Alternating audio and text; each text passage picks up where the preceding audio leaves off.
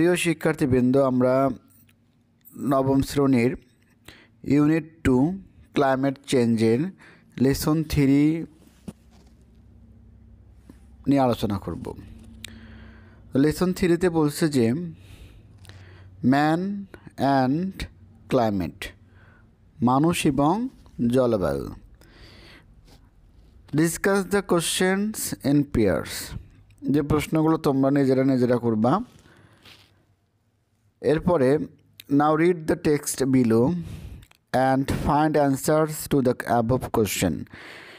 অর্থাৎ এই প্যাসেজটা তোমাকে পড়তে হবে এবং এখান থেকে এই কোশ্চেনগুলোর উত্তর তোমাকে খুঁজে বের করতে হবে। আমরা চেষ্টা করব সব কিছু সলভ করে দেওয়ার জন্য, তো এর জন্য তোমাকে শেষ পর্যন্ত থাকতে হবে। Humans can neither change the sun's radiation nor the earth's orbit around the sun.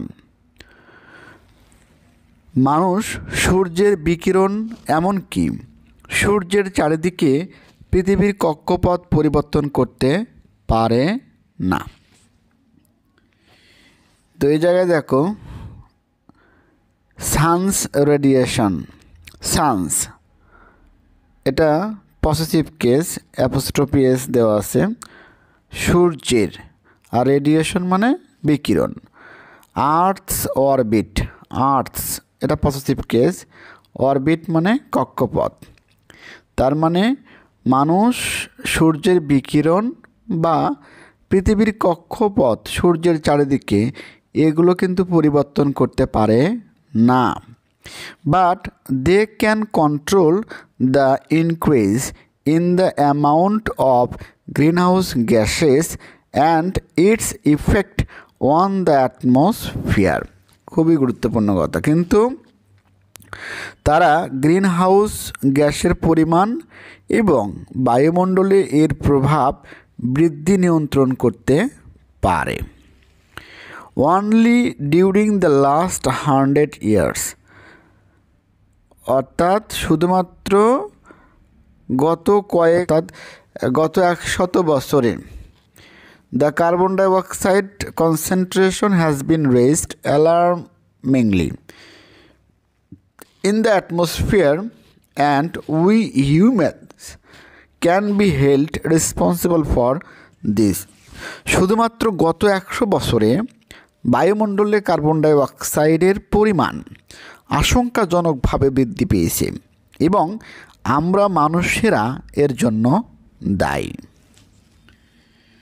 The main cause of the increase in carbon dioxide level in the atmosphere is the burning of fossil fuels. এই মণ্ডলে carbon ডাইঅক্সাইডের পরিমাণ বৃদ্ধি হওয়ার প্রধান যে কারণটা is the burning of fossil fuels, অর্থাৎ জীবাশ্ম জ্বালানি।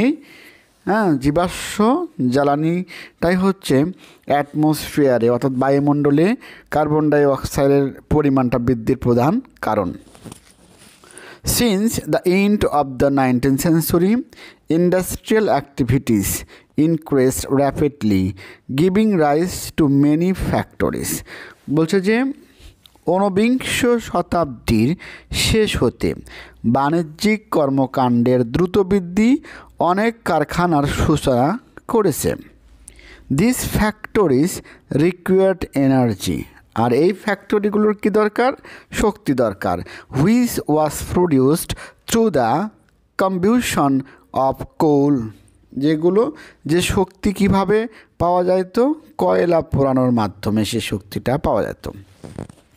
Besides coal, other sources of energy such as mineral oil and natural gas were also burned to heat our houses, run cars and airplanes or to produce electricity.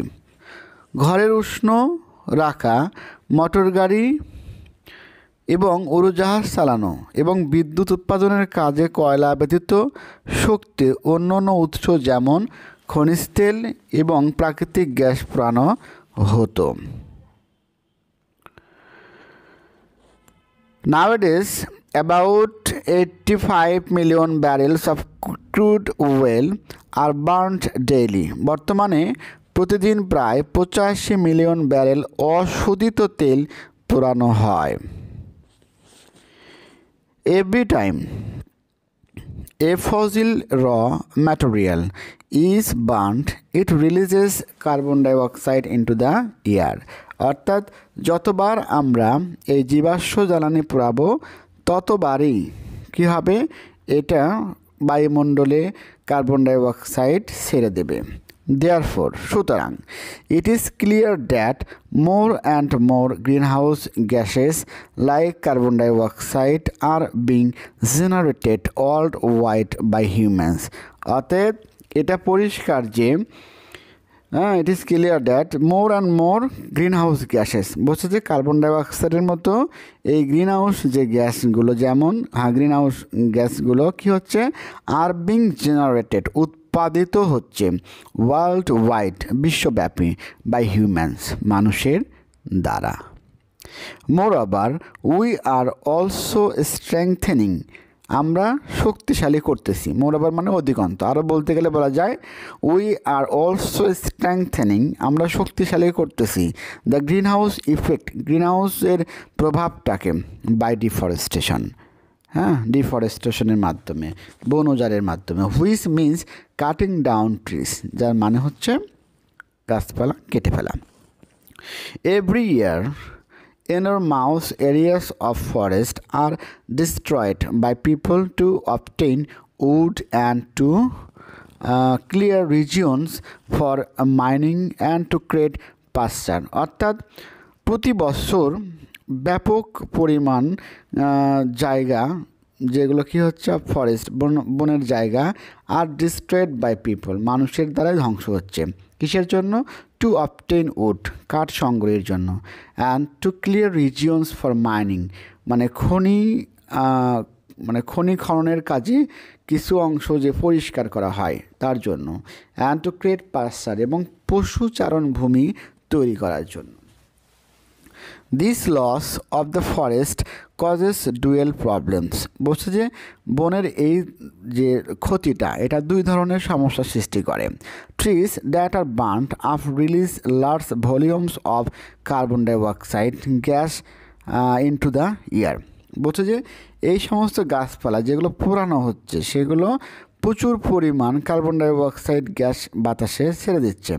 On the other hand, অন্যদিকে as forest absorb A lot of carbon dioxide from the air, অন্যদিকে যেহেতু এই forest কী করে, প্রচুর পরিমাণ carbon dioxide gas ধারণ করে, গ্রহণ করে, অ্যান্ড ডেলিভার অক্সিজেন ইনস্টেড, এবং যেহেতু এর কার্বন ডাইঅক্সাইড গ্রহণ করে এবং অক্সিজেন ছেড়ে দেয়, সেহেতু we also destroy an important store house of carbon dioxide when we clear forest. যখন আমরা বনাঞ্চল ধ্বংস করি, ক্লিয়ার করি, তখন কি করি, এই যে কার্বন ডাইঅক্সাইড গ্যাসের যে স্টোর হাউস ছিল গাছপালা, সেগুলোও কিন্তু আমরা ধ্বংস করে ফেলতেছি। অর্থাৎ বলা যায় যে আমরা একই সাথে দুইটা সমস্যা সৃষ্টি করতেছি।